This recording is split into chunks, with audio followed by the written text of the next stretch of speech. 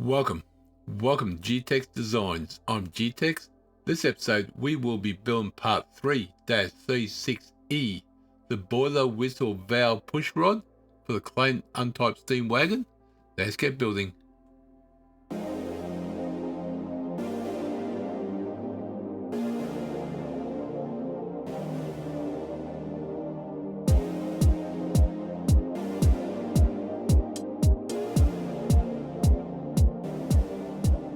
Alright, let's open up Home, Advanced, Part MMGS. Okay, let's go top, sketch, circle. It's going to be 3 mil. Smart dimension, 3 mil. And that's going to be extrude 25. Doesn't matter which one it is on this one. I'll get mid-plane. What the heck? Nope. Mid-plane. Thank you.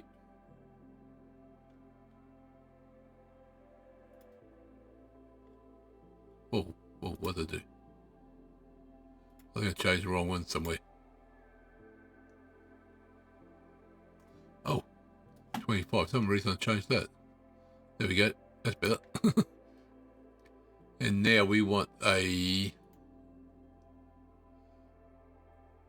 chamfer of 1.5. If I click that one, ooh, not chamfer. No, not chamfer, because I don't want it flat. I want it curved. Fill it. So if we do that one, 1.5. Oh, that's it. There you go. Actually, it's kind of a little bit flat on top, so it doesn't really give measurement. Let's do 1. That looks better. Okay. That looks better. Yep, that looks better. There you go. Yeah, I wanted the curve. I was thinking chamfer. I don't know why I was thinking it was flat for. So that one's done, and that's going to be BMS. Man, what's BMS again? Yeah, I'm just going to do it that color. Oh. Do all. There we go. So that's part 3-36E, the boiler whistle valve push rod done.